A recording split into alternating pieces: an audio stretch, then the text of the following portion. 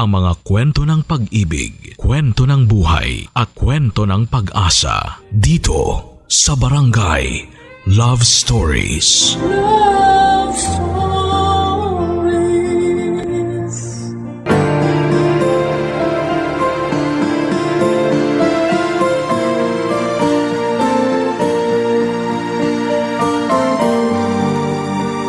Hindi masamang maghangad ng mga bagay na ikakaginhawa ng ating pamilya. Pero minsan sa dami ng pinagkakaabalahan, hindi natin namamalayan na ang oras na para sana sa kanila'y kinukulang na pala. Ikaw kabarangay, paano mo binabalanse ang oras mo para sa trabaho at para sa iyong pamilya?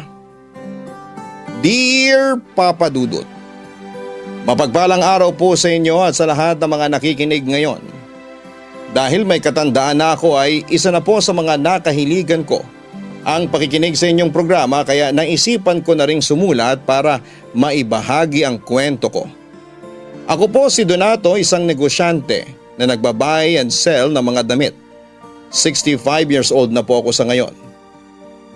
More than 40 years din kaming nagsasama noon ng asawa kong si Miana. Magkarelasyon na kami mula high school. Unang kita ko pa lamang noon sa kanya ay alam ko na magiging mabuti siyang ina para sa mga anak namin. Kaya hindi ako nagdalawang isip nang pakasalan ko siya.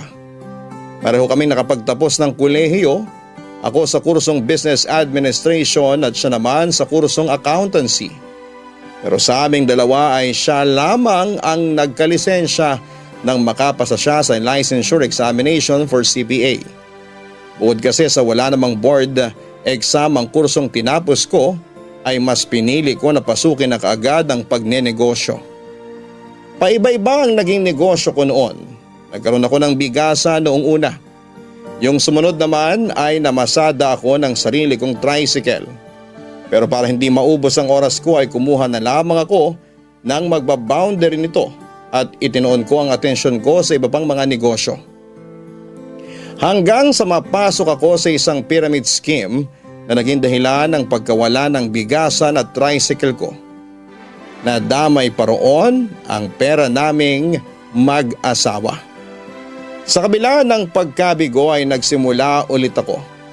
Sa pagkakataong yun ay nagkaroon naman ako ng sari-sari store at nagbenta ng kung ano-anong produkto. Nakabili ako ng kotse ko at ginawa kong taxi yun. Pero natigil ang pagpasada ng taxi ko nung magkaroon ng crisis sa gasolina. Kaya naman tinuong ko na lamang ang oras ko sa pagbabuy and sell ng mga damit. At doon na nga lumago ang negosyo naming mag-asawa. Sa kabila ng pagod at hirap namin noon ay may pagmamalaki ko naman na lahat ng anak namin ay nakapagtapos ng pag-aaral. Masaya naman ang buhay namin, nakaranas kami ng hirap pero nakaraos din. Nagsimula kami sa pangungupahan sa isang maliit na apartment hanggang sa makabili na ng sariling bahay at ilang sasakyan. Subalit sadya nga talaga na hindi lang puro saya sa buhay ng tao, Papa Dudut.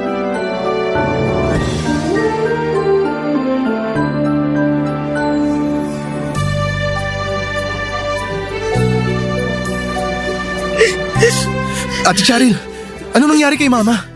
Katatawag lang sa akin ni Kuya kaya ngayon lang ako nakarating dito sa ospital. Wala na si Mama! Wala na siya, Kervin! Ano? Paano nangyari yun? Kausap ko pa siya kaninang umaga. Kuya Regan, totoo ba yung sinasabi ni ate? Oo, massive heart attack daw yung nangyari, sabi ng doktor. Si Papa? Nasaan si Papa? Saan pa nga ba? Di nandun sa tindahan niya. Yun lang naman mahalaga sa kanya Si Ate Jazz, alam na ba niya? Oo, nasabihan ko na. Walang kasama si Mama sa bahay nung inatake siya. Kung sana mas napaga pa tayo ng dating, kasama pa sana natin siya ngayon. Ang daya naman ni Mama. May usapan pa tayo Magla-lunch pa sana tayo na magkakasama. Mga anak, nasaan yung mama nyo? Anong nangyari? Dumating ka pa. Bakit kayo ka lang dumating? Nasa palengke ako, anak. Abala kasi ako kaya huli na nung masagot ko yung tawag ni Jazz. Sabi niya, dumiretso na raw ako rito sa ospital. Ano ba nangyari? Sabihin niyo naman mga anak, parang sasabog na tong dibdib ko sa kabay. Kervin! Pa, wala na si Mama. Iniwan niya na tayo. Hindi! Hindi! Nak, masamang biro yan! Sa tingin nyo, magagawa pa namin magbiro? Tama yung narinig nyo pa! Wala na si Mama! Inatake siya sa puso! Hindi sana namin siya nadatnan na nakahandusay sa sahig kung may kasama lang sa bahay si Mama. Kung nandun ka lang sana pa. Sana may nakapagdala agad sa kanya sa ospital. Anak, bakit ganyan ka magsalita sa akin? Bakit parang ako'y sinisisi mo sa pagkawala ng mama niyo? At bakit hindi? Nasaan ka ba? Ha? Wala ka sa tabi niya! Lagi ka na lang wala! Alam mo ba na tinanong pa kami ng doktor kanina kung hiwalay na kayo ni Mama? Kasi nga, wala ka. Mga anak, naghahanap buhay ako. Ayun na nga eh. Puro ka lang hanap buhay. Puro ka na lang negosyo. Ba, hindi mo naman dapat ginagawang mundo yung pagninegosyo mo eh. May pamilya ka pa oh. Alam mo ba kung paano namin naabutan sa bahay si Mama? Nandun siya sa may telepono. Malamang gumapang siya papunta ron para humingi ng tulong. Kung may kasama lang sana siya, hindi na siya nahirapan ng ganon. Kung nandun ka lang sana, buhay pa sana si Mama. Pa naman! Buong buhay namin, lagi namin tinatanong kung nasaan ka. Sa lahat na lang nangyayari, wala ka! Hindi ko naman alam na mangyayari to, anak. Hindi nyo alam? Eh bakit nga ba hindi nyo alam, ha, pa? Ano? Bakit kayo natahimik dyan? Habang iniisip niyo yung sagot, dun muna kami kay Mama. At kung pwede, huwag ka munang sumunod sa amin. Papadudot simula noong araw na yon ay hindi na ako kinausap ng mga anak ko. Kahit sa pag-aayos ng para sa libing ng asawa kong si Miana, mga asawa nilang nakipag-ugnayan sa akin. Lalo na pagdating sa mga desisyon na may kinalaman sa burol at sa libing ng asawa ko. Talagang pinaramdam nila sa akin na mag-isa na lamang ako simula noon. Tungkol naman sa naiwan ni Miana, sa akin lahat napunta yon dahil wala naman siyang ginawang last will and testament. Lahat naman ng pera niya ay nasa joint account namin. May hiwalay pa akong pera na sa akin lang talaga. Ang mga gamit niya, damit, alahas at iba pa ay ipinamigay ko sa mga anak ko. Papadudot ang hindi ko pagdala kay Miana sa ospital ay naging dahilan ng tuluyang pagkasira ng samahan namin ng mga anak ko. At hindi ko naman akalain na halos buong buhay pala nilang naipon ang sama ng loob nila sa akin. Ni minsan ay hindi naman yon nabanggit ni Miana. Masyado kasing mabait ang asawa ko at nahihiyang magsabi ng mga problema sa bahay o sa mga anak naming dalawa. At lagi niya lang sinasabi sa akin noon ay kung gaano siya nagpapasalamat sa pagkataguyod ko sa kanila ng mga bata. Madalas niya rin akong sabihan na magpahinga naman dahil gusto rin nila akong makasama. Binaliwala ko lahat ng mga sinabi sa akin noon ni Miana. Kahit sa mga birthday nila, nakakasama lang nila ako kapag nagkataon na naroon ako mismo sa bahay.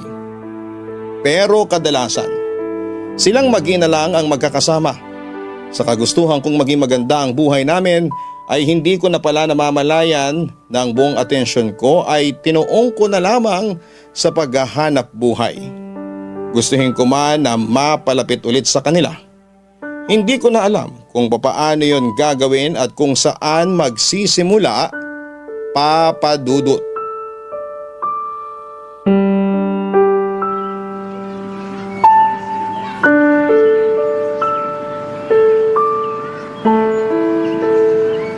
Nak, pwede ba tayo mag-usap?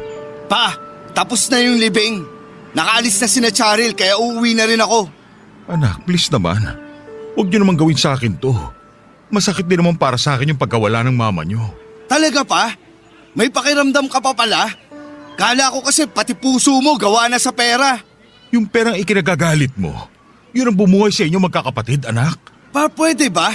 Huwag nyo nang ipilit na parang pera lang yung mahalaga sa isang pamilya. na pera lang yung kailangan naming lahat, pati ni Mama. Nagkasundo kami ng mama niyo noon na siya'y may iwan sa bahay at ako nang bahala sa mga gastusin.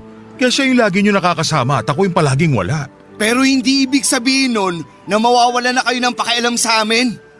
Lagi kayong wala. Sa lahat ng graduation namin, si Mama lang yung nakakarating.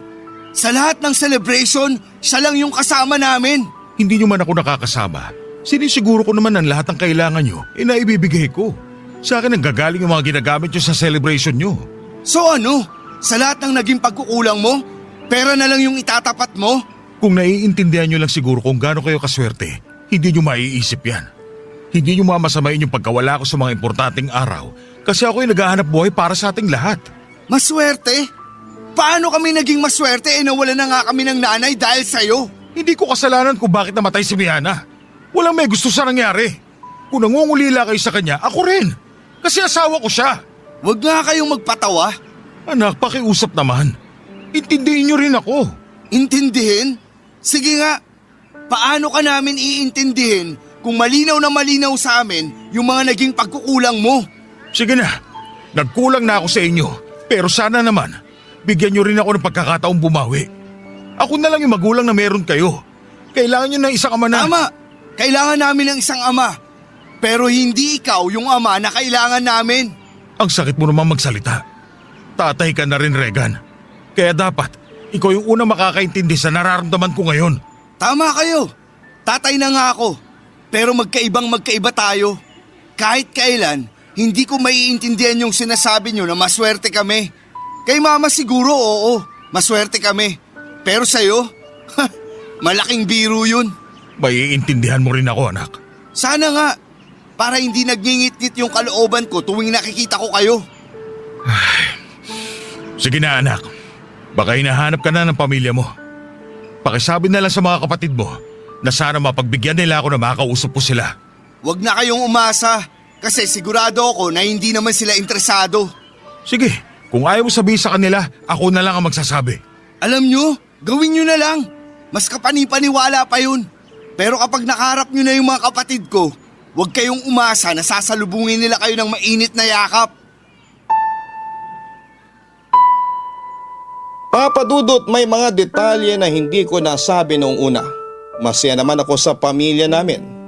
Pero minsan o mas tamang sabihin na madalas, pakiramdam ko ay hindi sila masaya na ako ang tatay nila. Lagi kasi akong wala sa bahay. Noong kinasal kami ni Miana, sinabi ko sa kanya na siya na talaga ang bahala sa mga bata. Wala akong gagawin para sikasuhin sila sa anumang paraan. Ang katuwiran ko kasi noon, siya ang ina kaya tungkulin niya yon. Ang sa akin naman ay ang sustentuhan sila. Kaya naman napilitan siya noon na huminto muna sa pagtatrabaho bilang accountant. Nangihinayang siya sa propesyon niyang yon lalo na't marami siyang pinagdaanan bago nakarating doon. Pero mas naging matimbang sa kanya ang mga anak namin. Tinutukan niya ang pagpapalaki sa mga bata. Mas naging abala naman ako sa pagninegosyo at tuwing umuuwi ako sa bahay, halos magkulong na lamang ako sa kwarto. Kahit magkakasama kami sa isang bubong habang lumalaki ang mga bata, halos hindi rin nila ako nakikita. Bumili ako ng sarili kong TV at maliit na refrigerator para sa mga inumin ko. Lahat yun ay nasa kwarto ko na nakahiwalay pa sa kwarto namin ni Miana. Kaya naman naiintindihan ko kung bakit makananay ang mga anak ko. May tatay sila nakasama pero hindi naman nila maramdaman. Kumbagay para lang akong ATM na naglalabas ng pera pag nagwi-withdraw sila. Siguro nga'y mahirap akong intindihin. Pero lahat naman ang ginagawa ko ay para din sa pamilya ko. Pero sa mga narinig ko mula sa mga anak ko, naisip ko rin na sana nga ay naging balanse ako. Na sana'y naibigay ko rin yung oras na kailangan nila at yung kalinga ng isang magulang. Kaya nang mawala si Miana ay naging napakalaking dagok noon para sa aming lahat. Para kaming napilayan. May alta presyon kasi si Miana at nasa lahi nila yon. Hindi rin kami regular na nagpapacheck up kaya hindi namin namalayan na nanganganib na pala ang puso niya. Biglaan yung nangyari sa kanya at wala na kaming pagkakataon para ihanda ang mga sarili namin Kaya naiintindihan ko rin kung bakit masyadong mataas ang emosyon ng mga anak ko, Papa Dudut. Barangay Love Stories. Barangay Love Stories. Papa Dudut, pagkatapos ng naging pag-uusap namin ni Regan, 1 taon din kaming hindi nag-usap ng mga anak ko. Hanggang sa magdesisyon na akong kausapin sila isa-isa. Una kong naisip na kausapin si Kervin at nakailang tawag ako sa asawa niya para makiusap na sabihin sa kanya yung plano ko. Pumayag naman ang anak ko na makipagkita sa akin. Siyang inuna kong kausapin dahil nasabi sa akin noon ni Miana na siya yung nakakuha ng ugali ko. Madiskarte rin siya, ang kaso ay wala siyang interes sa pagninegosyo. Hindi niya rin natapos ang kursong kinuha niya noong college. Pero para mas mabilis magkaroon ng trabaho ay nag-apply siya sa call center. At noong panahong yon, may 2 na rin siyang anak. Masasabi ko na naging malapit naman kami ni Kervin, Papa Dudut. Noong bata pa kasi siya ay madalas din kaming magkasama dahil mahilig siyang bumuntot sa akin sa Tiangge. Pero hindi rin yon nagtatagal. Pagdating kasi doon ay gagala-gala lamang siya sa mga ibang tindahan na may mga laruang robot, kotse at kung ano-ano pang mga tinda. Binibigyan ko siya ng pera para bilhin ang gusto niya at nagkikita naman kami kapag pauwi na. Kahit sa pagkain ay hindi na niya ako sinasabayan sa Tiangge. Mawawala na lamang siyang bigla at susulpot kapag nagliligpit na ako habang bitbit niya ang mga damit o mga laruang nabili niya. Gusto ko siya noong puntahan sa apartment na tinutuluyan nila ng pamilya niya para na rin makita ko ang mga apo ko. Sobrang saya ko naman nang pumayag siya. Hindi ko kasi yon inaasahan dahil sa pagpayag pa lang na makipag-usap siya sa akin ay halos imposible nang mangyari, Papa Dudut.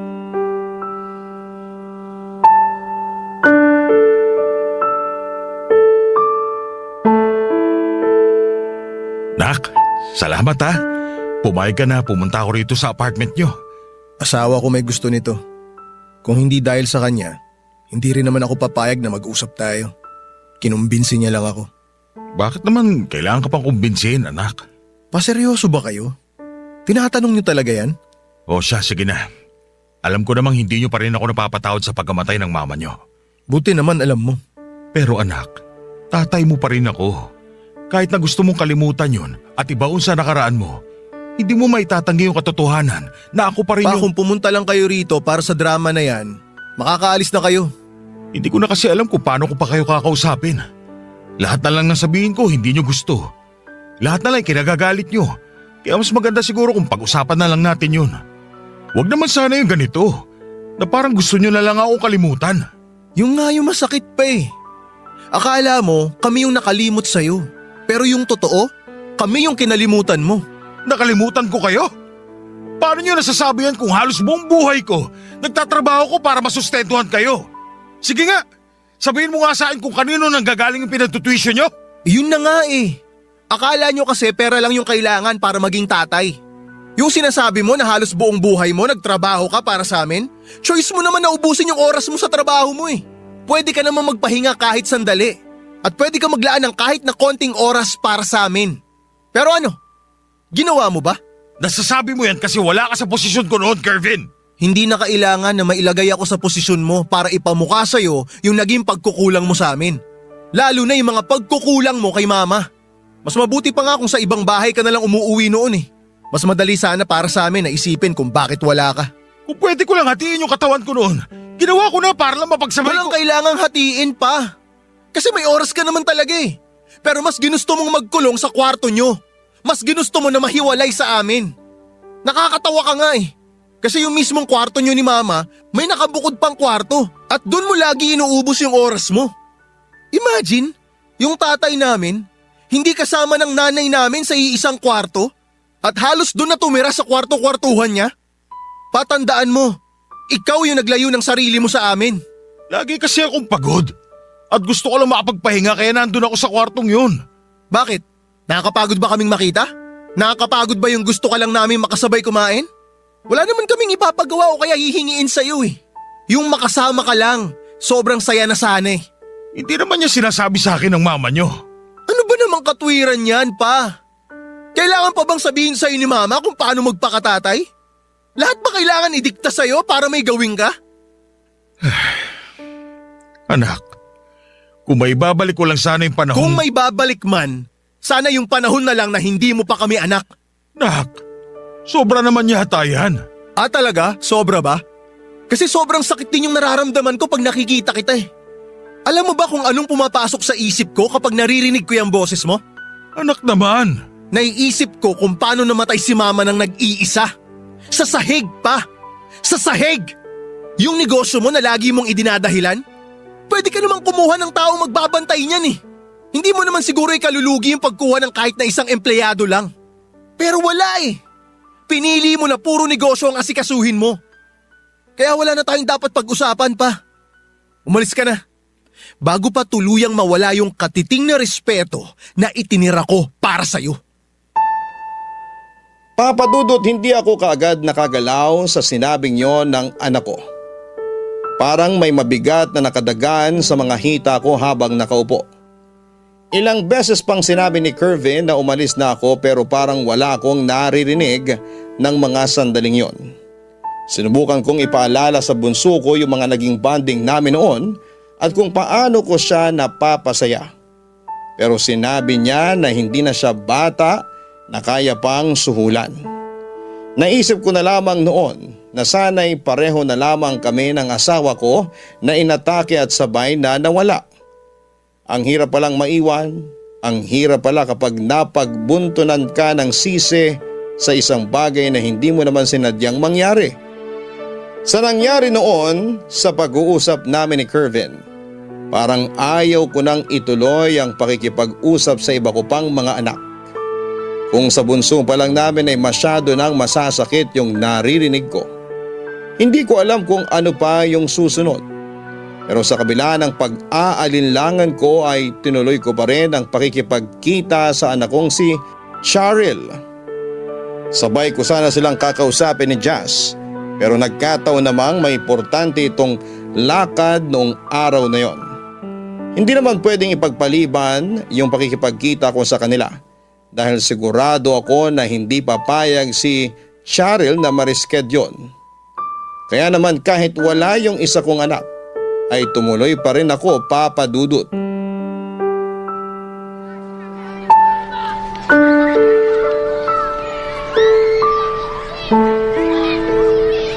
Ang ganda nitong napili mong meeting place natin, anak. Nakakatuwa yung mga bata naglalaro, oh. Parang kayo lang no, mga bata pa kayo. Cheryl, anak, magsalita ka naman. Ano ho bang pag-uusapan natin? Sabihin nyo na kagad para matapos na po ito. Pinuntahan ko nga pala si Kervin. Pero hindi naging maganda yung pag-uusap namin. Marami kasi siyang sinabi na hindi ko nagustuhan. Ano ho bang inaasahan ninyo? Yung makipag-banding siya sa inyo na parang walang nangyari? Nung sinabi niya yung dahilan niya kung bakit siya nagagalit sa akin, nalungkot ako ng sobra. Hindi ko kasi alam na gano'n na pala yung iniisip ninyo. Na nakalimutan ko na kayo. Ano lang ho ba yung alam nyo? Anak, ayoko na makipagtalo. Nandito ako para makasama ka at magkaayos tayo.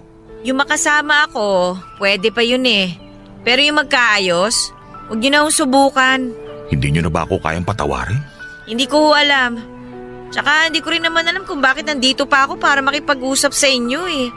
Baka wala naman kayong importanteng sasabihin. Baka may gusto kong pag-usapan o itanong sa akin. Kung meron ka pang gustong sabihin, sige lang anak, makikinig ako. Parang si Kervin, dapat pinabayaan ko na lang na ibuhos niya lahat ng saloobin niya. Hindi na sana ako nangatwiran pa. Baka sakaling nag-aayos pa kami. Ang sa akin lang kasi pa, may mga pamilya na kami. Ginagawa na namin lahat ng natutunan namin kay mama. Pero sa'yo, siguro nga natuto rin kami. Kasi ako pinili ko yung lalaking malayong malayo sa inyo. Yung ako yung priority kahit na nagtatrabaho siya. At higit sa lahat, alam niya na hindi lang yung kapal ng pitaka ang mahalaga, kundi yung mismong pamilya. Yun ang wala sa inyo pa. Kapakanan niyo lang din naman yung iniisip ko noon. O, kala ko ba makikinig ka lang? Pasensya na, hindi na ako magsasalita. Alam nyo kasi, yung pagkakakitaan, nandyan lang yan eh. Salamat kasi hindi tayo nagipit. Pero nasanay lang talaga kami na wala ka. Nasanay na kami na hindi hinihingi yung opinyon nyo. Nasanay lang kami na wala kang pakialam sa mga bagay-bagay.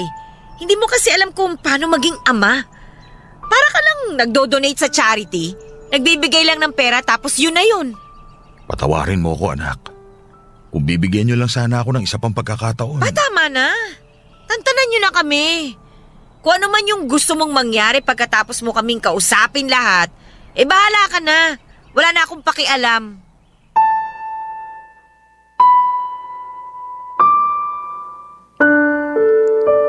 Papadudot, tuyong-tuyo na ang mga mata ko sa kakaiyak.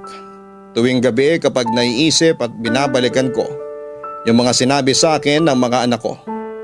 Hindi ko alam kung bakit gano'n na lamang kahirap para sa kanila ang patawarin ako. Kahit ano namang paliwanag ang gawin ko ay sarado pa rin ang isipan nila. Wala sa kanila ang gustong makinig sa akin sa pinaparamdam nila noon. Parang napakamalas nila na ako ang naging tatay nila. At wala akong nagawang mabuti para sa kanila mula pagkabata. Sa totoo lang, Papa Dudut, ay napakaraming batang nagugutom. May mga pumapasok pa na walang maayos na gamit sa eskwela. Meron ding walang pamilya at palaboy-laboy na lamang sa kalsada habang naghihintay ng magpapalimos sa kanila. Pero sila kahit minsan ay hindi nawalan ng makakain sa hapagkainan. Almusal, tanghalian at hapunan. Hindi sila nakaranas na magutom. Hindi sila nakaranas na maputulan ng kuryente at tubig. Hindi rin sila nagkulang sa pambayad sa eskwela.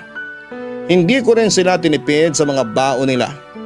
Pero dahil sa pagkamatay ng mama nila na pilit nilang isinisisi sa akin, para akong isang pulubi na nanlilimos ng atensyon at pagkilala mula sa kanila. Kahit yata lumuhod ako at magmakaawa ay hindi pa rin lalambot ang puso nila sa akin. Ni minsan ay hindi ko pinagtaksilan o pinagbuhatan ng kamay si Miana.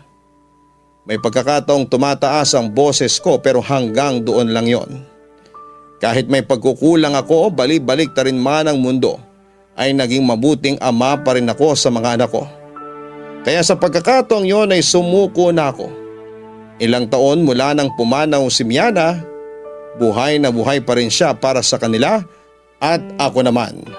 Buhay pa pero pilit na nilang ibinabaon sa limot at tila pinapatay sa kanilang mga ala-ala, Papa Dudut. Barangay Love Stories. Barangay Love Stories.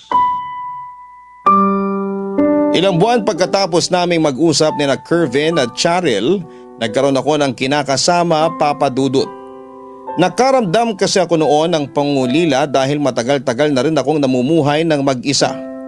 Pakiramdam ko ay kailangan ko na ng taong masasandalan at mapagsasabihan ng mga bagay tungkol sa mga anak ko.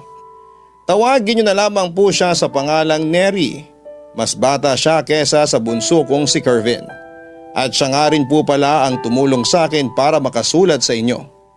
May anak siya sa pagkadalaga at dahil sigurado na ako sa kanya, ay nagsama na agad kami. Nagplano na rin ako na i-adopt legally ang anak niya dahil matagal na raw na hindi nahahagilap ang ama ng bata. Lalo pang sumiglang negosyo ko. Hindi na ako nakipag-ugnayan sa mga anak ko dahil ayaw ko nang masaktan ng paulit-ulit. Ibinigay ko na lamang sa kanila yung hinihiling nila na tantanan silang magkakapatid para wala ng gulo. Itinatak ko na lamang sa isipan ko na kung ayaw nila sa akin ay hindi ko na ipipilit pa ang sarili ko bilang ama nila. Ilang beses ko pa kasing sinubukan noon na humingi ng tawad pero nagawa nila akong ipagtabuyan na parang isang tao na may malalang sakit na takot silang mahawa.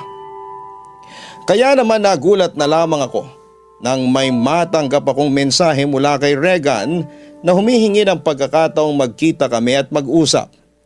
Hindi ko alam kung anong gagawin ko noon.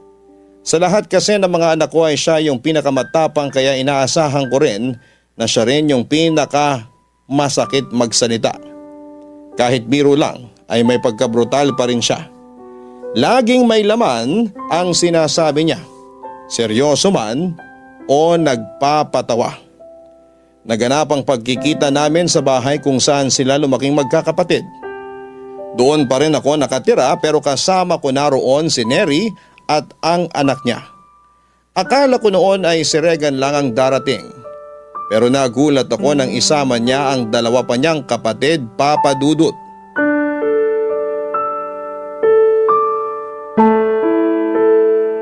Oh mga anak, ginulat niyo ako ah. Pa, isinama ko rin sina Charil at Kervin. Hindi nakasama si Jazz. May sakit yung anak niya. Walang problema. Mas kailangan si Jazz ng apo ko. Kumusta kayo? Ayos naman ako rito. Pa, medyo nagtataka lang ako. Bakit naman? Kasi lahat sila pinuntahan mo para makausap. Hindi ko rin naman nakausap si Jazz. Nabanggit nga niya pero yung punto ko kasi, bakit hindi mo ako kinausap? Ako yung panganay mo, di ba? Ano ba talagang ipinunta niyo rito? Nandito ba kayo para sumbatan ako? At ipamukha ulit sa akin kung gaano ko kawalang kwentang ama? Pa, hindi. May papaalala lang sana kami sa'yo.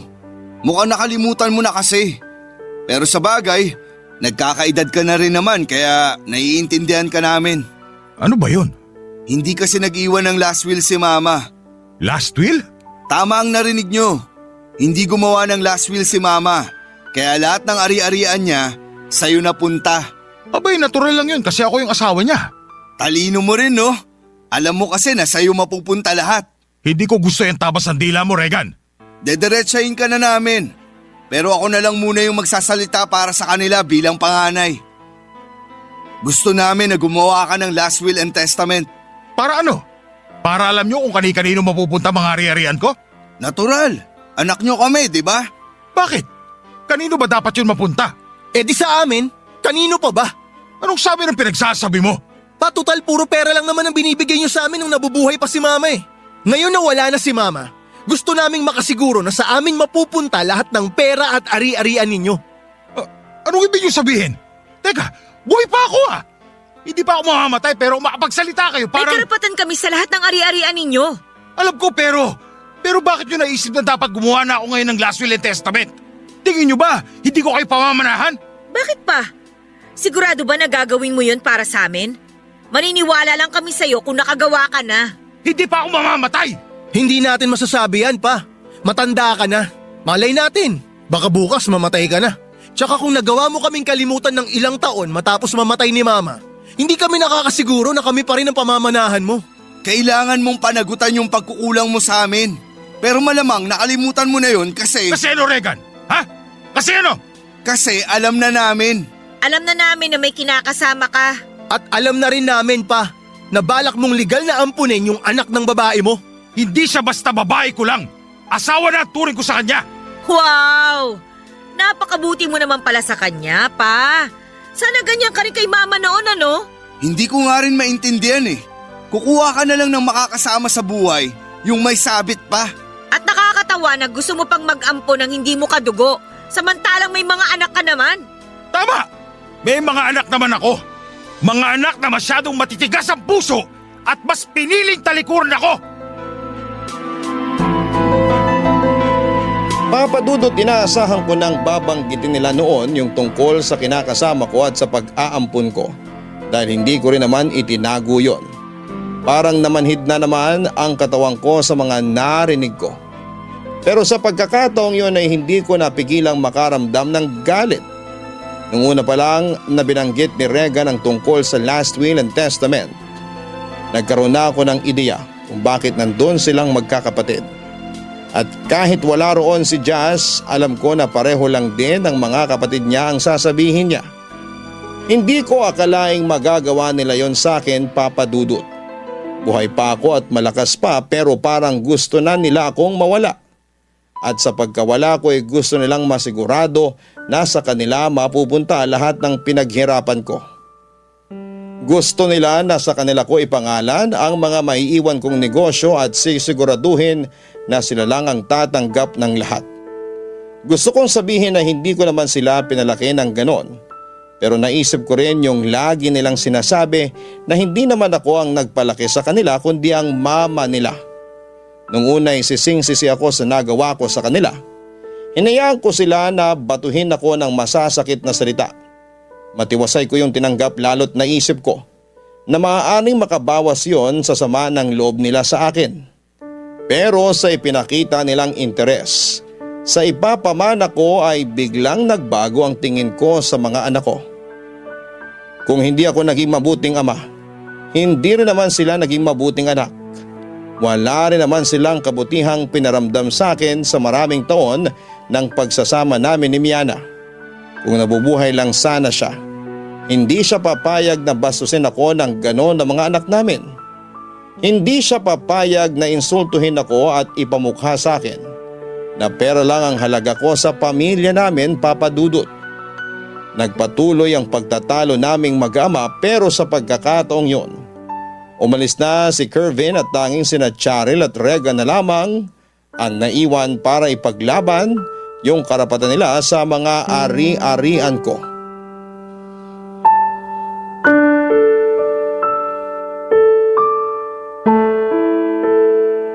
Mga anak, ilang beses ako humingi ng tawad sa inyo.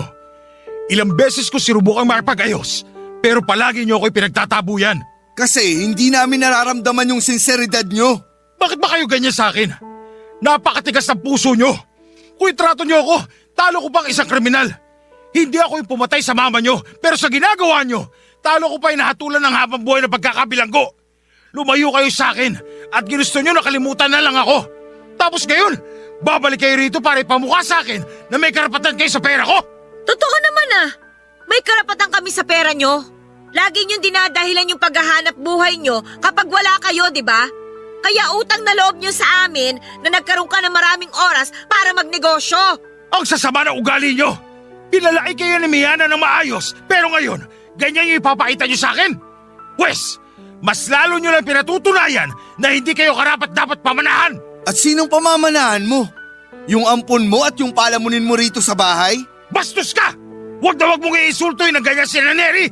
Hindi sila tulad yun na pera lang yung habol sa akin. Bakit? Sa tandaan nyo na yan? Akala nyo talaga may magmamahal pa sa inyo ng totoo? Ha! Pa naman! Gumising ka! Mas bata pa kay Kervin yung kinakasama nyo. At pag nawala kayo, maghahanap kagad yun ng kapalit. Tama si Charil. Pa, mahal ka lang nila ngayon kasi may pera ka. Ha! Sige! Ipagpalagay na natin na mahal nila ako dahil lang sa pera ko. Pero ganoon din naman kayo, hindi ba? Ang pagkakaiba nyo na lang, sila, kahit peke, nagmamalasakit sa akin. Samantalang kayo, wala na talagang pakialam. Parang patay na nga ako kung ituring ninyo. Kaya malinaw kung sino yung mas karapat dapat kong paboran. At talagang mas gusto nyo pang pamanahan yung sampid lang sa pamilyang to? Ano yun?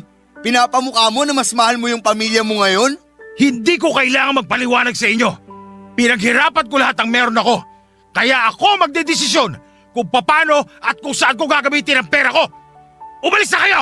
Hindi kami aalis dito hanggat hindi kayo pumapayag sa gusto naming mangyari.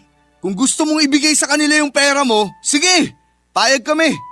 Pero lahat ng negosyong naipundar mo dahil sa kawalan mo ng oras sa amin noon, sa amin dapat mapunta yon. Tama si Kuya. Hindi nila pwedeng kunin yung ipinundar nyo habang lumalaki kami na parang walang ama. Painggan nyo kung paano kayo magsalita. Sa ginagawa nyo ngayon, pare-pareho lang tayo na naging makasarili. Huwag mo kaming igagaya sa'yo. Naibigay ko na lahat ng para sa inyo. Kaya wala na kayong makukuha sa akin, ni isang kusing. Hindi kami papayag. Kukuha kami ng abogado. Kapag wala kayo talagang binigay sa amin pa, parang inamin nyo na rin na kasalanan nyo kung bakit namatay si Mama. O edi sige, kasalanan ko na. Kung makakatulong yun para makatulog kayo ng mahimbing sa gabi, inaako ko na yung pagkamatay ni Miana. Tanggap ko na rin na gusto nyo na ako kalimutan. Pero lilinawin ko lang sa inyo, hindi nyo makukuha yung gusto nyo. Sa ugali nyong yan, wala sa inyong magkakapatid ang dapat kong pamanahan. Wala kahit sino!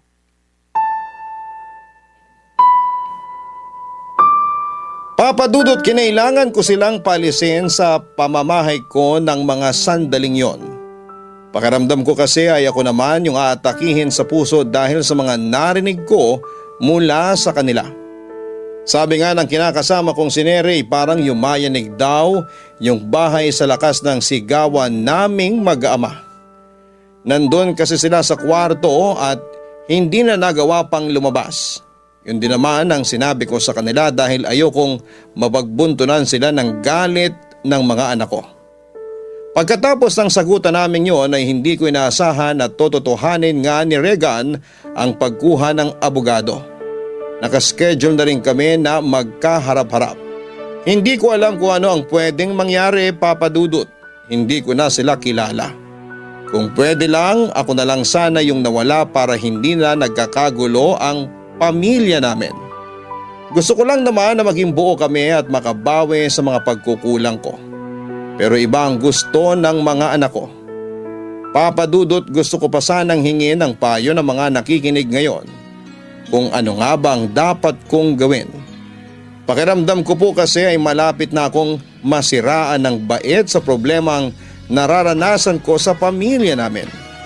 Hanggang dito na lamang po ang kwento ko, Papa Dudut. Maraming salamat po sa inyo at sa Barangay Love Story sa pagbabahagi ng kwento ko. God bless and more power sa Barangay LS. Ang inyong forever kapuso at kabarangay, Donato. Nagustuhan ng iyong napakinggan? Ituloy yan via live stream sa www.gmanetwork.com/radio. Barangay LS 97.1 Forever!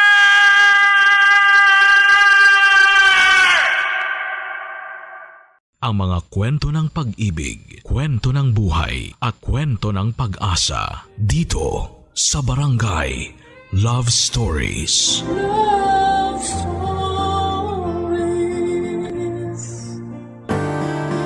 Sa pag-ibig ay hindi may iwasang may masaktan dahil para itong laro na may panalo't talunan.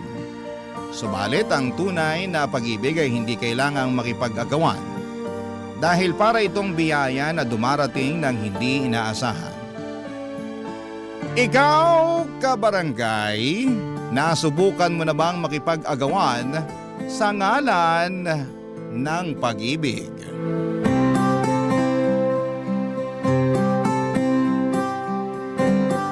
Dear Papa Dudut, magandang araw po sa inyo at sa lahat ng bumubuo ng Barangay Love Stories. Tawagin niyo na lamang po ako sa pangalang Kristen. 28 years old mula sa Pasig. Lumaki ako sa isang tahanang may istriktong magulang kung saan ang pakikipagrelasyon ay pinagbabawal lalo na noong nag-aaral pa lamang kami. Kaya naman sa buong buhay ko, Papa Dudut, ay isang beses ko pa lamang naranasang umibig. At ito'y nangyari 2 taon nang nakakalipas. Tahimik at simple lamang ang naging mundo ko noon bilang barista sa isang maliit na cafe sa may Taguig kung saan ay matatagpuan ang iba't ibang opisina ng mga BPO companies. Karaniwan sa mga customer namin ay may call center agents na either papasok pa lamang sa trabaho o kakatapos lamang ng shift. Isa sa mga agents na naging regular na customer ng cafe namin ay si Ned. Papa Dudut, mabilis na nag-iwan sa akin ng marka si Ned dahil mabait siya sa aming mga staff. Tuwing nag-o-order kasi siya ay lagi siyang nakangiti at nakikipagbiruan pa na para bang hindi siya pagod mula sa magdamagang trabaho. Nung una ay tipikal na customer lamang ang tingin ko sa kanya pero hindi nagtagal. Ang mga pasimpleng ngiti at lambing nito ay unti-unti akong nakabuo ng espesyal na pagtingin para sa kanya.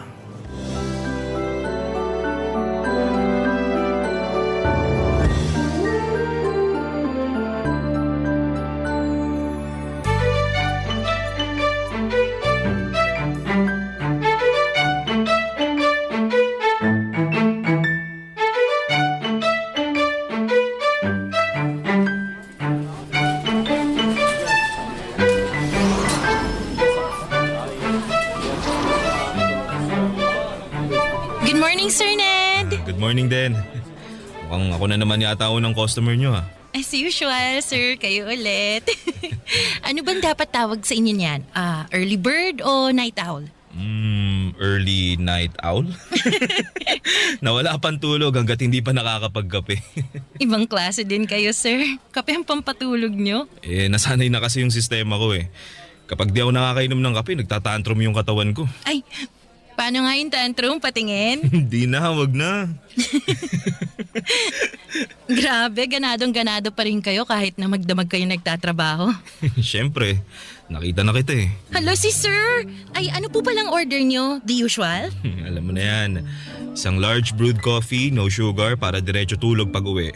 1 large brewed coffee for Sir Ned, no sugar. Anything else, sir? Wala na, yun lang. That would be 150 pesos po. Ito. I received 200 pesos. Ito po yung sukle. Salamat. Mukhang sanay ka na dyan sa ginagawa mo Madali lang naman po to eh. Mukha lang mahirap kapag pinapanood. Pero kapag nasanay na yung katawan mo, kahit nakapikit pa ako, kayang-kaya ko na to. Mukhang biyasa ka na sa ginagawa mo eh. Ilang taon ka na nga bang barista rito? Bago lang. Kakapasok ko lang after ng pandemic. Pero dati na talaga akong barista kaya di na bago sa akin tong trabahong to. I see. Kayo po, gaano na kayo katagal sa call center? Around 3 years na rin. Palipat-lipat nga lang ng company. Ay, bakit naman? Iba-iba yung rason eh. Iniwan ko yung first company ko dahil nagiging toxic na yung work environment. Yung pangalawa naman, overwork, tapos delayed pa yung sahod. Kamusta naman itong company nyo ngayon? So far, okay naman sila. Medyo questionable yung ugali ng TL namin pero wala, tolerable naman. Gusto ko nga rin sanang mag-call center kasi sabi nila malaking kinikita dyan. Kaso di ko na tinuloy. Bakit naman? Try mo, pwede kitang i-refer kung gusto mo. Hindi na. Baka mamaya magpanik lang ako kapag may kausap na ako. Hindi pa naman ako magaling mag-English. May mga non-voice agents naman eh. Karaniwan sa chat lang sila, email, social media, mga ganon. Pero sa bagay, kung ako tatanungin mo, mas maganda na tong trabaho mo. Bakit yun naman po nasabi yan? Kasi ang ganda mo, bagay iharap sa mga tao eh. Hindi pwedeng nakatago lang yan sa likod ng keyboard. Uy, grabe naman po kayo mambola, sir. Mamaya paniniwalaan ko yan. No joke. Ibang klase yung ganda mo. Very, very classic. Para kang si Gloria Romero nung kabataan niya. Ay sus, kailangan nyo na talaga magkape kasi masyado nang matamis yung mga lumalabas dyan sa bibig nyo. Eto na po, large brewed coffee to go. Alright, salamat. See you again tomorrow? Yes po, bukas ulit.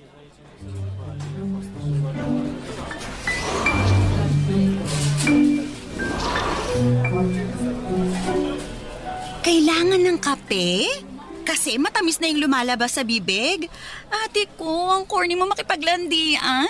Uy, Mara, kanina ka pa dyan? Oo, kanina ko pa kayo sinisilip magharutan ng Prince Charming mo. Prince Charming ka dyan. Mas, kunwari ka pa. Aminin mo na, bet mo yung customer nating yon, no? Ano ulit pangalan? Si Sir Ned? Hindi wala akong gusto sa kanya. Ikaw talaga, kung ano-anong pinagsasabi mo dyan. Ay nako, Kristen, wag mo nga akong pinaglololo ko dyan. Yung mga ngiting yan, yung mga pa-cute na boses mo tuwing kausap mo si Sir Ned, isa lang ibig sabihin yan. Ano naman? In love ka na sa kanya. Okay naman sa in love? In love agad? Hindi ba pwedeng attracted lang ng slight?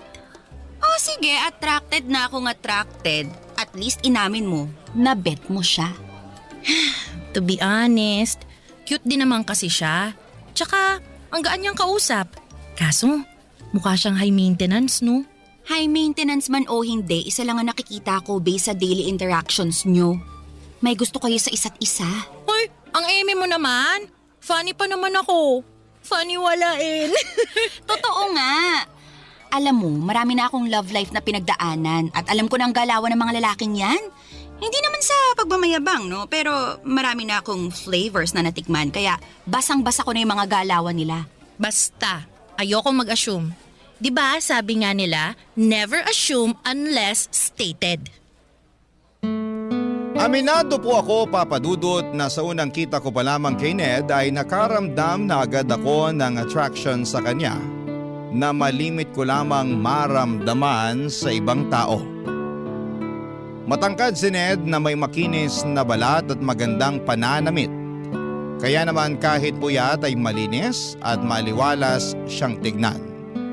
Isa pa sa mga nagustuhan ko sa kanya ay very friendly siya at approachable ang aura nito. Malambing din ang boses niya tuwing nakikipag-usap siya sa akin kaya may impact ang mga yon para sa akin. Naging close pa kami ni Ned sa mga sumunod pang mga buwan. Sa mga araw-araw na small talks naming dalawa ay madalas niyang ikwento sa akin ang tungkol sa pamilya niya sa probinsya. Ang mga struggles niya bilang breadwinner, pati na rin kung paano siya nangangarap para sa kinabukasan ng kanyang pamilya. At dahil nga sa closeness na nabuo naming dalawa ay may mga pagkakataon noon na inaaya na rin niya akong lumabas. May mga time nga noon na iniimbitahan niya akong samahan siya sa opening ng restaurant ng kaibigan niya. Inaya din niya akong maglaro ng bowling at manood ng sine kapag nagkakasabay ang day off namin. Nung mga panahong yon, napapaisip na ako kung totoo nga ba ang sinabi sa akin ni Mara na baka nga interesado rin sa akin si Ned. At dahil never ko pang naranasan na umibig nung mga time na yon, ay hirap akong basahin ang sitwasyon naming dalawa. Hindi ko po alam kung friendly lang ba talaga siya o may nais na siyang ipahiwatig sa akin. Ganon pa man, hindi ako masyadong umaasa dahil baka mali lang pala ang iniisip ko. Hanggang sa isang araw ay nasagot din ang mga katanungan sa isipan ko, Papa Dudut.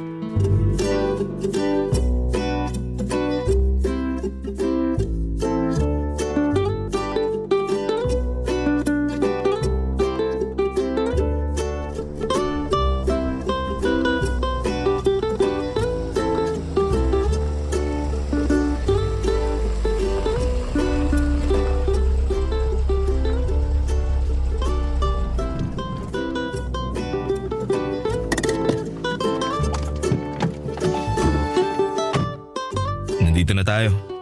Salamat sa paghatid Wala yun. Ako nga dapat yung magpasalamat sa'yo kasi sinamahan mo ako ngayong araw. Kahit na dapat nagpapahinga ka kasi day off mo ngayon. Okay lang naman yun. Actually, nag-enjoy nga ako ngayong araw Worth it namang isacrifice yung day off ko kung ganito lang din klaseng bonding yung kapalit. Sana araw-araw na lang day off mo, no? Para mas madalas tayong magkasama. Ay, kung mayaman lang sana ako, di aaraw-arawin kong day off ko. Kaso, kailangan natin kumita ng pera para may panggala tayo. Basta ako, masaya na ako na nakikita kita araw-araw.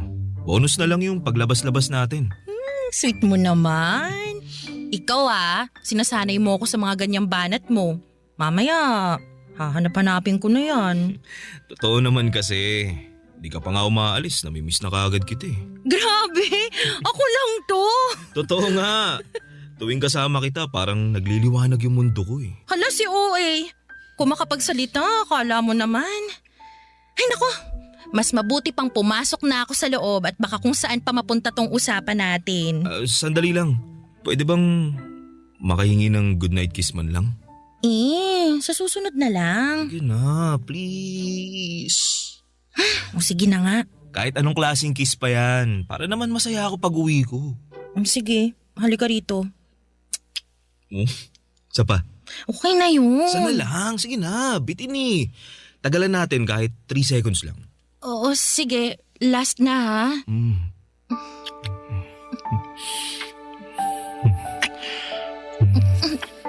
Teka lang, Ned, sandali lang. Bakit? Hindi pa ako ready sa mga ganyang bagay. Pasensya ka na. Sorry, nadala lang ako. Alam ko na mas open na ngayon ang mga tao pagdating sa mga ganyang bagay pero iba pa rin kasi ang pananaw ko sa mga ganyan Naiintindihan ko naman. Hindi. Kailangan kong i-explain sa'yo to para malinaw. Para sa akin kasi sacred yung bagay na yon. Ibibigay ko lang yung sarili ko para sa lalaking mapapangasawa ko at hindi sa kung kanino lang. So, kailangang kasal muna bago... Ganun na nga. Gusto ko kasi na kapag nangyari yon, Hindi na lang siya basta pisikal lang. Yung magiging special na siya kasi may basbas na yun ng Diyos. Alam mo, Kristen, ngayon lang ako nakakilala ng katulad mo. Akala ko nga magagalit ka kasi sinubukan kong humirit sa'yo pero hindi eh. In-explain mo ng maayos sa akin yung side mo. Mas lalo tuloy akong humanga sa'yo. Salamat. Sana maintindihan mo kung bakit ganito ko pinapahalagan yung sarili ko. Ganito ako pinalaki ng mga magulang ko eh. May prinsipyo. Wala kang dapat ipag-alala dahil naiintindihan naman kita.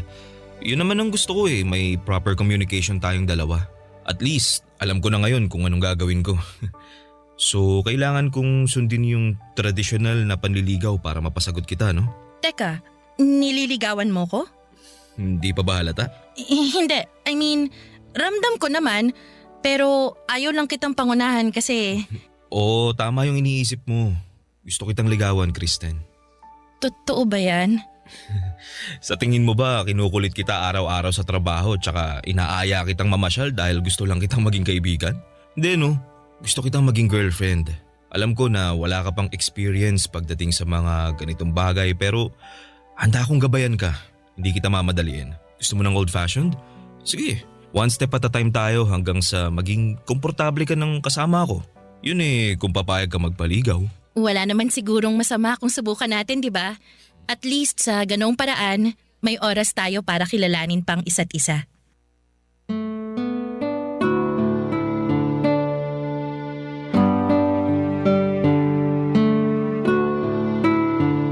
Papadudot, hindi na naulit pa ang pagtatangka sa akin ni Ned. Sa halip na mainis o mawala ng gana ay mas pinili niyang ipakita sa akin na kaya niyang maghintay. Doon ko napatunayan na hindi siya tulad ng ibang lalaki na basta-basta na lamang sumusuko o nagmamadali para makuha ang gusto nila. Sa mga sumunod na buwan ay nagpatuloy ang panliligaw sa akin ni Ned. Hindi para puwersahin na magkaroon kami ng relasyon kundi para lamang makita ko kung komportable ba kami para sa isa't isa. Never ako nakaramdam ng pressure mula sa kanya. Sa halip ay ipinaramdam niya sa akin kung gaano kasaya ang pag-ibig. Kahit na noong mga panahong yon ay hindi ko pa rin naibibigay sa kanya ang inaasahan niyang relasyon. Ginawa niyang lahat para maging komportable ako sa piling niya. Binigyan niya ako ng maraming rason para pagkatiwalaan ko siya. Kilig nga ang mga kaibigan at katrabaho ko noon, Papadudot, dahil first time lang nila akong nakita na binuksan ko ang puso ko para sa ibang tao. Matagal ko rin kasing iningatan ang puso kong ito dahil natatakot akong baka paglaruan lamang ito ng maling tao. Pero sa mga sandaling yon, pakiramdam ko ay safe na ako kay Ned, Papadudot. Iniisip ko nga noon na baka siya na talaga ang tamang tao na matagal ko nang pinapangarap at matagal ko nang hinihintay, Papadudot. Barangay Love Stories. Barangay Love Stories. Sa unang buwan ng pagdadate namin ni Ned ay masasabi kong naging smooth sailing ang lahat. Wala akong ibang naramdaman kundi puro tuwa at kilig lamang tuwing kasama ko siya. Pagkatapos ng trabaho ko at bago magsimula ang shift niya ay sabay kaming nagdi-dinner sa labas. Hindi lamang yon dahil halos oras-oras ay nag-a-update din kami sa isa't isa, Papadudot. Sa mga simpleng kumain ka na ba? O ingat ka sa biyahe na message niya sa akin ay sapat na para makumpleto ang buong araw ko. Sa pamamagitan kasi ng mga bagay na yon ay ramdam ko ang efforts niya. Para sa isang tulad ko na no boyfriend since birth, bago lang para sa akin ang mga karanasang yon. At sobra akong natuwa dahil daig ko pa ang bida sa isang rom-com na pelikula. Pero Papadudot, pagtungtong namin sa 3 buwan ng pagdadate namin, doon ko na po napansin ang ilang pagbabago sa ugali ni Ned. Unti-unting nabawasan ang mga tawag at message niya para sa akin. Kung dati siya ang laging nauunang mag-chat sa akin, Ako na karaniwan ang nangungumusta sa kanya. Ang dating mahahabang messages niya ay umaabot na lamang sa 2 hanggang 3 salita. Kapag nakikita kami, ramdam ko ang tila ba kawalan nito ng interes para sa akin. Hindi ko po alam kung ako lang ba ang nag-iisip noon o talagang may nagbago na sa pagitan naming dalawa. Kaya bago pa man ako mabaliw sa kakaisip ay kinausap ko na siya tungkol sa nararamdaman ko.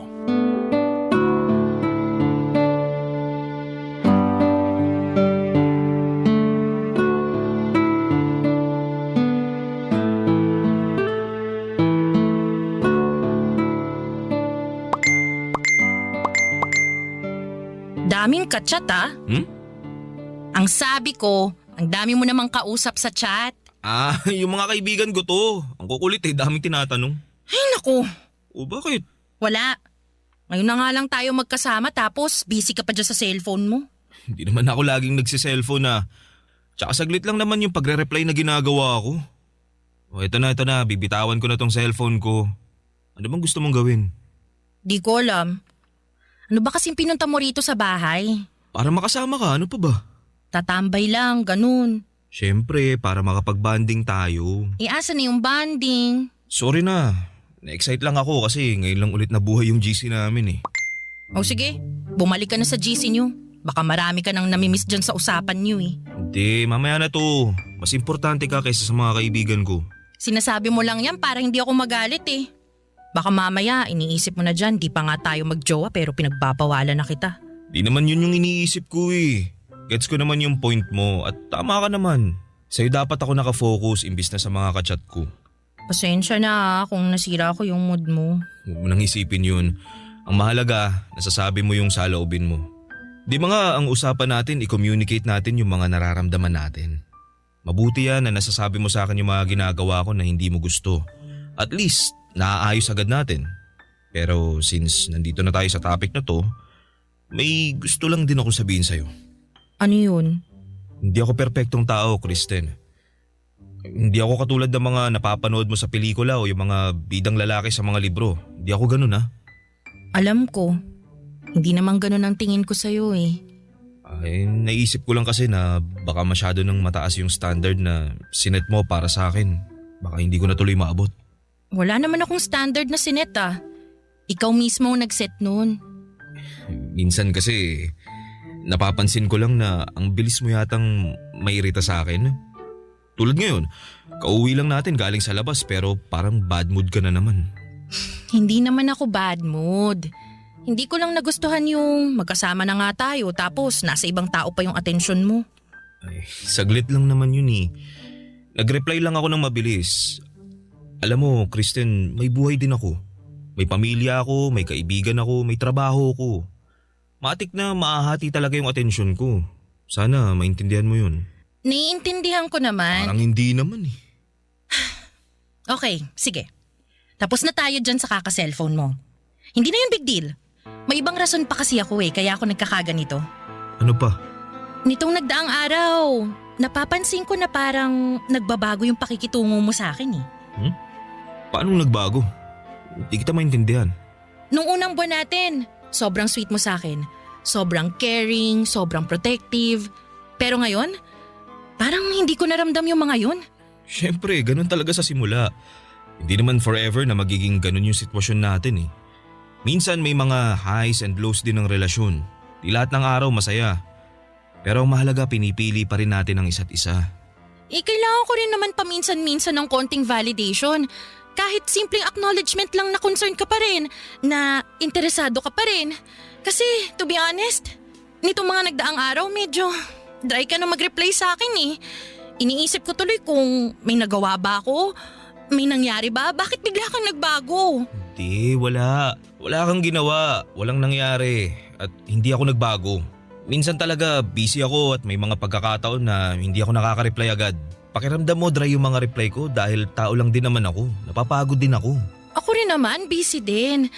Naiintindihan ko yun na may sarili-sarili tayong buhay pero never ko namang pinaramdam sa'yo na busy ako o pagod ako eh. Sorry. Siguro gusto ko lang ding magpahinga minsan. Ayoko kasing ituring tong pagsasama natin na parang trabaho na kailangan may update. Kailangan oras-oras magkausap, ganun. Gusto ko yung klase ng relasyon na secured. Yung hindi na kailangan ng validation kasi may tiwala na tayo sa isa't isa. Pasensya ka na. First time ko lang din kasi pumasok sa ganitong relasyon eh. Kaya hindi ko pa alam kung ano ba dapat yung ginagawa. Masyado ba akong nag-overreact? Medyo. Magtiwala ka lang sa akin. Huwag mong i-overthink ang mga bagay-bagay. Sige, susubukan ko. Nangako naman sa akin si Ned na susubukan niyang ibigay sa akin ng validation na hinahanap ko. Pero sa mga sumunod pang mga linggo ay hindi ko na natanggap ang inaasahan ko mula sa kanya, Papa Dudut. Nagpatuloy ang pagiging dry texter niya na para bang hindi na siya interesado sa akin. Naisip ko tuloy na baka nagbago na siya dahil hindi niya makuha ang gusto niya. Baka nagsawa na rin siya sa panliligaw sa akin kaya lumabas na ang totoo niyang ugali. Papa Dudut, dumating na ako noon sa point na pakiramdam ko ay one-sided na lamang ang nangyayari sa pagitan naming dalawa. Ako na lamang ang nag-i-effort para magkaroon kami ng oras sa isa't isa. At kapag nagkikita kami ay parang ako na lamang din ang masaya na magkasama kami. Siya naman ay tahimik. Laging malayo ang iniisip at walang gana. Ang lagi niyang rason noon ay sobrang busy niya raw sa trabaho. Naintindihan ko naman dahil alam kong mabigat talaga ang graveyard shift at nakakapagod ang line of work niya. Pero habang tumatagal ay napapansin kong hindi na ito simpleng pagod lamang. May kakaiba na sa mga kilos niya.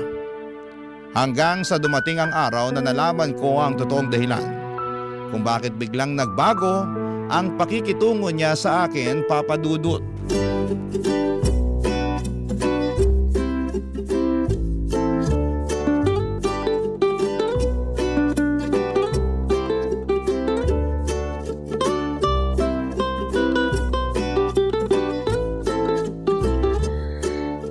Sa wakas, makakapag-break na din.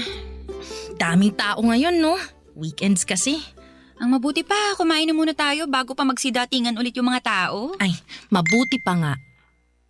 Ha? Si Ned ba yan? Ha? Nakita ko yung notification sa phone mo. Pangalan ni Ned? Teka, magkausap kayo? Hindi. May tinanong lang ako sa kanya tungkol sa work niya. Sa work? Tungkol naman saan? Yung kaibigan ko kasi, naghahanap ng lilipatang company, call center din yun. Sinuggest ko yung company nila, Ned. Okay. Hindi ko alam na magkausap pala kayo. Hindi nga kayo nag-uusap kapag nagpupunta siya dito pero magka-chat pala kayo. Kailan pa kayo naging close? Grabe naman sa close, hindi naman ganun. May tinanong lang talaga ako sa kanya. Pero friends kayo sa Facebook. Oo, in-add ko siya. Bawal ba? Kung gusto mo, i-unfriend ko na lang siya. Ay, hindi. Okay lang yun. Nagulat lang ako kasi hindi ko inakala na nag-uusap pala kayo. Di niya nasabi sa akin eh.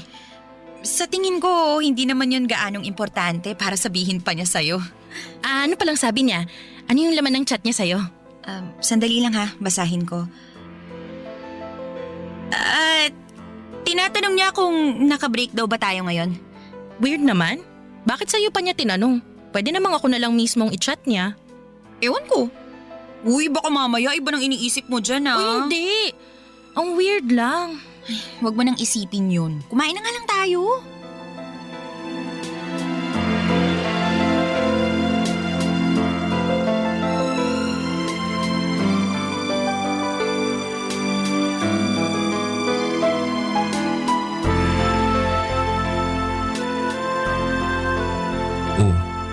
Di mo yata ginagalaw yung pagkain mo. Wala kang gana? Di ko alam. Gutom naman ako pero hindi ko ma-enjoy tong kinakain ko eh. Bakit? May problema ba? Wala naman. May bumabagabag lang sa isip ko ngayon. Ano naman? Hindi naman to big deal pero nababother lang talaga ako. magkausap pala kayo ni Mara? Mara? Oo. Nag-chat siya sa akin tungkol sa kaibigan niya. Gusto daw niyang lumipat sa company namin. Bakit ka naman nababother dun? Hindi mo kasi nabanggit sa akin na magkausap pala kayong dalawa. Wala namang masama dun. Nagtanong lang naman yung tao. Hanggang ngayon ba, nagkaka-chat pa rin kayo? Paminsan-minsan, nangungumusta siya. Bakit daw? Teka, nagsiselos ka ba? Hindi naman sa nagsiselos. Hindi ko lang magets kung bakit biglang naging interesado sa'yo si Mara eh. Hindi rin naman kami ganun ka-close para makapag-close siya sa'yo. May tinanong nga lang tungkol sa work tapos naging close na kami after that. Alam mo, nagsisimula ka na naman dyan sa pag-overthink mo eh. Di maganda yan ha. Sorry na. Di ko alam kung bakit ganito ko eh. Di naman ako ganito dati. Magtiwala ka lang kasi sa akin. Yun ang wala sa'yo eh, yung tiwala. Lahat kasi ng galaw ko masyado mong binibigyan ng meaning. Lahat na nangyayari gusto mo may rason. Di lahat ng bagay kailangan ng eksplanasyon ha. Ibigay mo sa akin yung buong tiwala mo katulad ng pagtitiwala ko sa'yo. Tingnan mo, matatahimik ka. Pwede bang huwag mo nalang pansinin yung mga chat sa'yo ni Mara? Bakit naman? Wala naman kaming ginagawang masama. Para lang mapanatag ako. Kristen, di dapat ako gumagawa ng paraan para mapanatag ka. Ikaw dapat ang gumawa nun kasi sariling isip mo yung kalaban mo eh. Alam ko, pero tulungan mo naman ako. Masyado ka naman nagiging controlling yan eh. Una sa mga kaibigan ko tapos ngayon, pati mga taong kachat ko kailangan ko ring i-consider para sa'yo. Di na healthy yung ganun.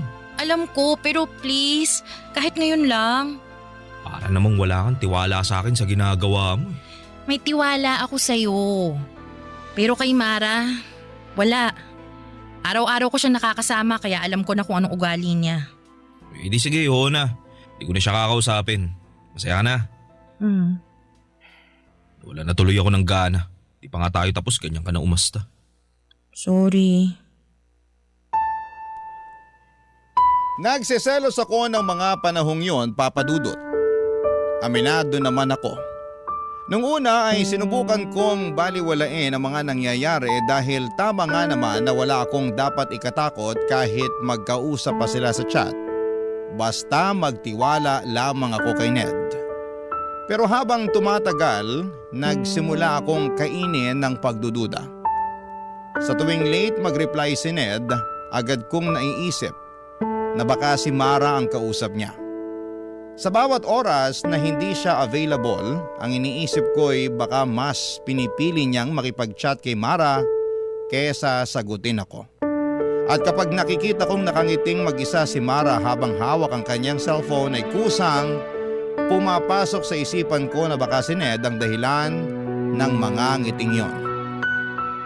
Dahil nga sa mga naisip kong yon, Papa Dudut, ay unti-unti kong iniiwasan si Mara.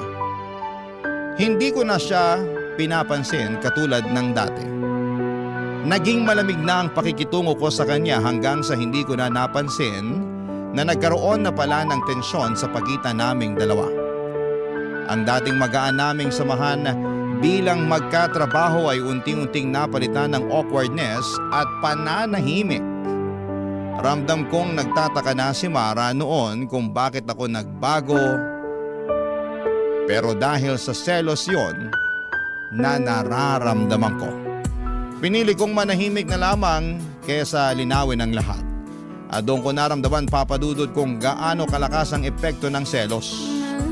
Unti-unti nitong sinisira hindi lang ang relasyon ko kay Ned, kundi ang samahan namin ni Mara. Barangay Love Stories. Barangay Love Stories. Papa Dudut, hindi ko na alam kung tuloy pa ba ang ginagawang panliligaw sa akin ni Ned ng mga panahong yon o tuluyan na siyang sumuko. Hindi ko na kasi maramdaman ang kagustuhan niyang mapasagot ako ng mga panahong yon. Ramdam ko na unti-unti na siyang lumalayo sa akin. Sa sobrang pagka-desperada ko nga, ay makailang beses ko na siyang sinabihan na willing na akong sagutin siya. Pero lagi niyang sinasabi sa akin na hindi pa raw siya ready. Ang sakit, Papa Dudut. Kasi ako na itong bukas ang puso pero siya na mismo ang umaatras. Never kong naisip na darating ang araw na maghahabol ako para sa isang tao. Sobra-sobra kasing saya ang ipinaramdam sa akin ni Ned sa puntong sa kanya na umikot ang buhay ko. Sa maikling panahon ay mabilis niyang nakuha ang pulso ko. Kaya nung biglang nagbago ang ugali niya ay para bang hinahanap-hanap ko na ang klase ng sayang nararamdaman ko mula sa kanya. Nakakainis dahil lagi kong sinasabi noon na magiging maingat ako pagdating sa pag-ibig, Papa Dudut. Pero kahit gaano pa ako kahanda ay hindi talaga natin hawak ang puso ng ibang tao, Papa Dudut. Dumating ang araw kung kailan ay napatunayan kong totoo nga ang mga hinala ko. At nung araw na yon ay para bang pinagbagsakan ako ng langit at lupa.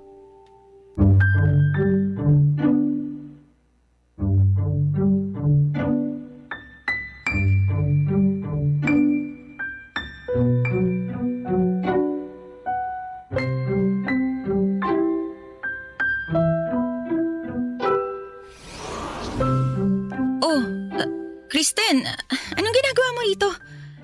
Closed ang cafe ngayon ah. Closed? Bakit daw? Ay, may pumutok na electrical wiring kagabi dun sa may kusina. Inaayos pa ngayon. Ang sabi ni boss, bukas na lang daw tayo mag-resume. Bakit naman hindi niya sinabi sa group chat? Ewan ko. Ako nga rin hindi sinabihan eh. Sayang yung pamasahe ko papunta dito. Sana natulog na lang ako. Nasaan yung mga kasama natin? Nauna nang umuwi. Di mo man lang ako minessage para sana hindi na ako pumasok. Ay, sorry, nawala sa isip ko eh. Ano, tara na?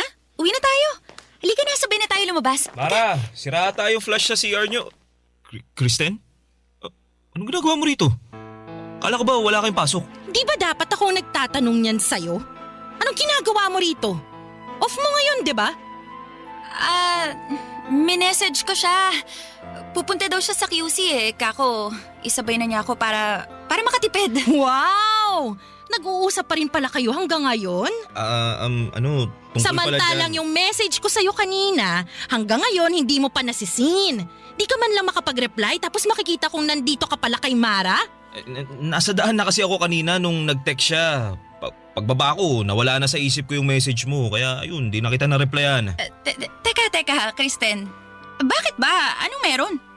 Issue ba yun? Bawal ba kami mag-usap ni Ned? Bakit ba kasi kayo nag-uusap?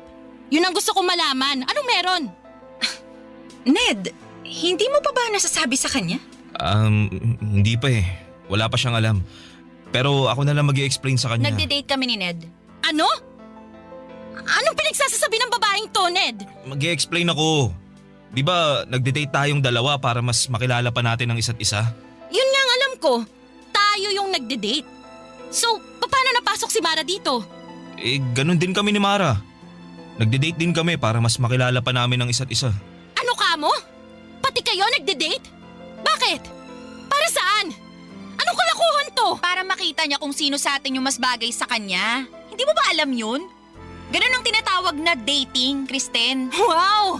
Ano to, hanapan ng jowa? Dalawa kaming sabay for more chances of winning? Akala ko ba kaya mo ako dinedate kasi gusto mo ako maging girlfriend? Oo, pero hindi pa naman ako sure eh. Ay wow! Kaya nag-entertain ka ng ibang tao. Para ano? Para may option ka?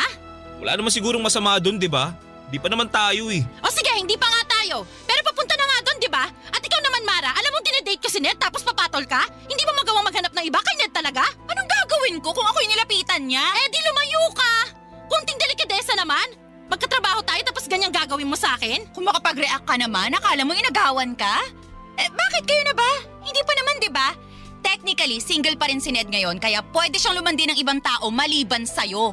Palibhasa, wala ka pang experience sa mga ganitong bagay kaya para kang bulag na nangangapa eh. Ned, wala ka bang sasabihin? Katulad nga ng sinabi ko, wala naman sigurong masama kung timbangin ko kung sino yung mas nababagay sa akin, di ba?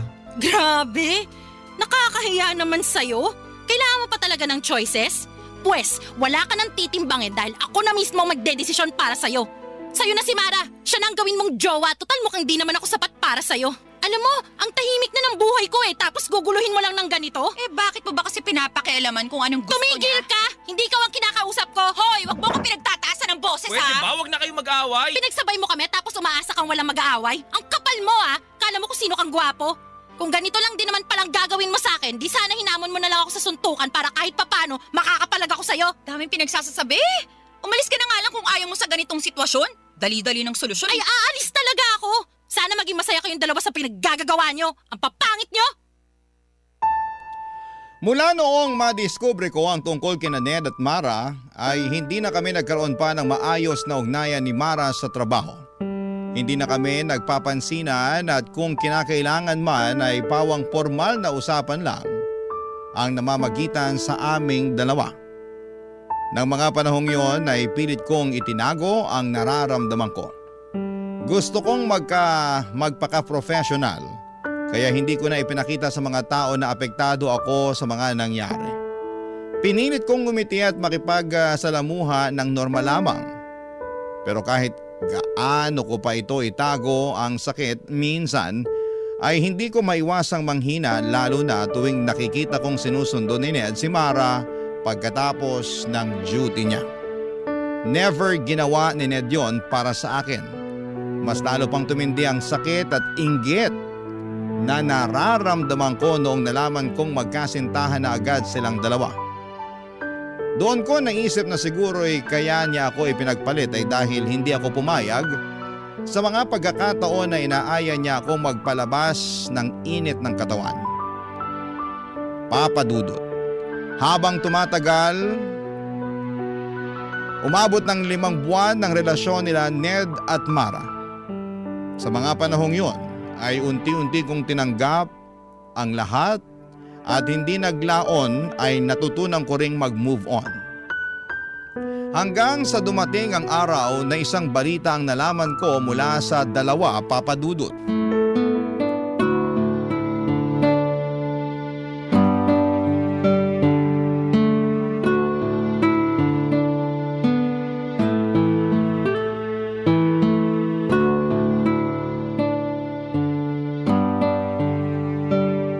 Ba naman tong counter? Dumi-dumi. Di marunong maglinis. Grabe naman makapagdabog. Ano ba problema mo? Wala akong problema. Kayo ang may problema sa akin. Ha? Anong pinagsasasabi mo? Akala nyo ba? Hindi ko naririnig yung mga sinasabi nyo sa likuran ko, ha? Alam ko nang pinagchichismisan nyo ko. Una sa lahat, hindi ako kasama sa mga nangchichismis sa'yo, no? Pangalawa, wala na akong paki sa nangyayari sa buhay mo. Kaya hindi kita kailangang pagchismisan. Nagmamaang-maangan ka pa. Alam mo na nga yung nangyari. Aminin ko, may nasagap akong balita. Hiwalay na raw kayo ni Ned? Oo, wala na kami. I'm sure masaya ka na dyan. Hindi ako ganung tao. Sus, kunwari ka pa. Alam mo, Mara, hindi naman ako masamang tao katulad ng iniisip mo eh. Oo, nasaktan ako nung naging kayo ni Ned. Pero matagal na yun. Naka-move on na ako. Actually, wala na nga akong galit na nararamdaman sa'yo eh. So, kung iniisip mo na sobrang saya ko ngayon dahil hiwalay na kayo ni Ned, pues hindi. Ano naman ang mapapala ko sa hiwalayan nyo? Wala naman eh. Karma ko na siguro to. Eh ano ba kasing nangyari? Promise, yung tungkol sa hiwalayan nyo lang talaga yung nabalitaan ko. Gusto mo lang ding chumismis eh. Kung ayaw mong i-share, okay lang. Pero mas maganda yung mailabas mo yung sama ng loob mo kaysa nagdadabog ka dyan. Nalaman ko, pamilyadong tao na pala siya. Si Ned? May pamilya? Oo. Nasa probinsya nila. Kaya pala weekly siyang umuuwi doon, hindi dahil para sa nanay niya, kundi dahil may asawa at 2 anak na siya. Oh my gosh, hindi nga. Bakit hindi man lang natin naamoy na may asawa na pala siya? Eh magaling magtago yung loko eh. May 2 Facebook siyang gamit, isang personal account para sa pamilya at mga kaibigan niya sa probinsya, isa naman para sa trabaho at sa mga kakilala niya dito sa Maynila. Grabe, ang sakit naman nun. Paano mo nalaman na may 2 siyang Facebook? Inopen ko yung cellphone niya habang nasa CR siya. Ibang Facebook yung nakalogin. Anong ginawa mo? Kung ikaw tahimik na umalis, ako? Hindi ako pumayag na hindi ako makabawi sa kanya. Alam mo ba kung anong ginawa ko, ha? Liga, dun tayo sa break room, ikukwento ko sa'yo.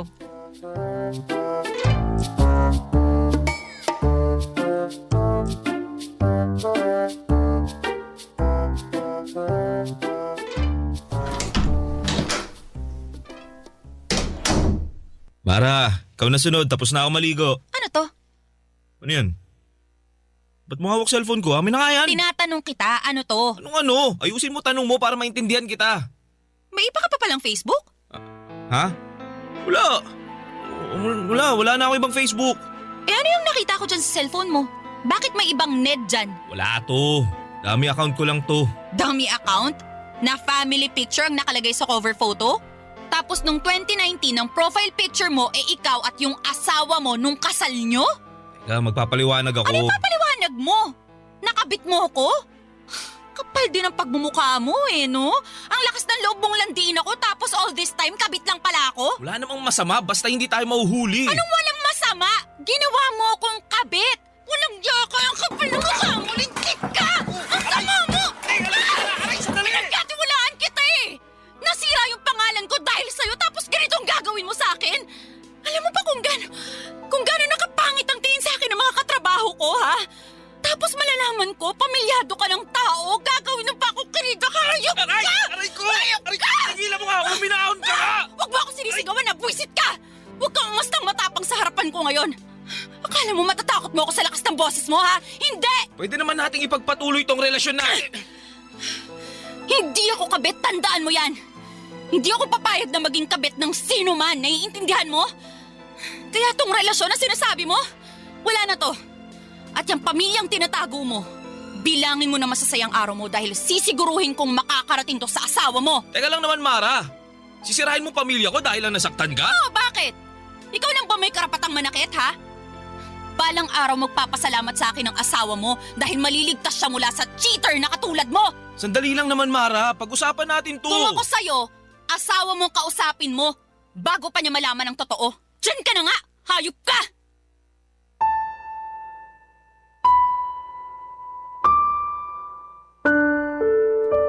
Sa huli, Papa Dudut, ay napagtanto ko na blessing in disguise pala ang mga nangyari sa akin.